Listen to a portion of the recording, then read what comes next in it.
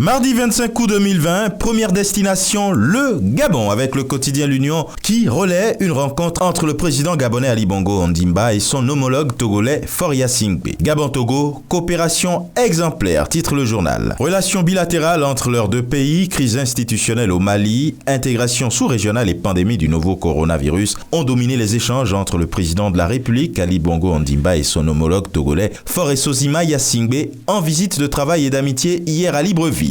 Au Togo avec liberté, on parle d'une gouvernance sans gouvernail, sans programme, 6 mois après la présidentielle. C'est ce que dit le journal, pendant qu'au Sénégal, avec Vox Populi, c'est la torpeur. Drame au Mamel, un douanier égorge sa fille de 7 ans. Le présumé meurtrier est le chef des sections d'écriture de la douane du Môle 2, au port de Dakar. Tribune qui s'intéresse à la même actualité, drame au Mamel, un colonel égorge sa fille. Le quotidien, lui, s'intéresse au conflit autour des terres. Pandémie foncière, écrit le journal. 800 000 hectares en contentieux. Et avec l'enquête, crise au sein de la magistrature, le journal propose de révéler les dessous d'une guerre.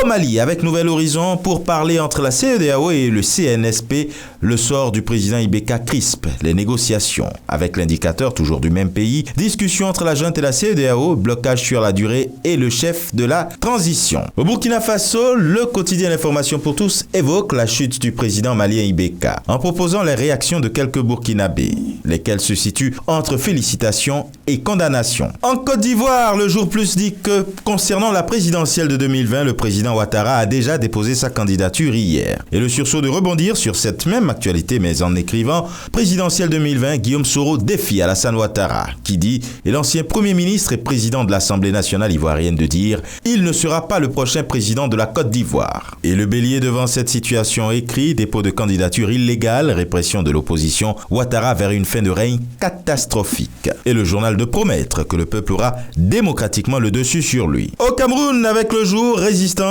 Maurice Kamto durcit le ton. Et le Messager qui, sur la même actualité, se fait plus prolixe en proposant des extraits de la déclaration de Maurice Kamto. J'appelle au départ de Paul Biya, dit l'opposant. Et Cameroun Tribune sur une toute autre actualité d'écrire, victime d'inondations à Douala et Edea, le réconfort du chef de l'État. Et enfin au Bénin, avec La Nation, on parle de gestion des déchets et de salubrité dans le Grand Nokoué, la machine en marche pour des villes assainies, promet le journal. Pendant ce temps, le matinal s'intéresse à l'installation des structures décentralisées pour un meilleur ancrage politique. Le bloc républicain affûte ses armes.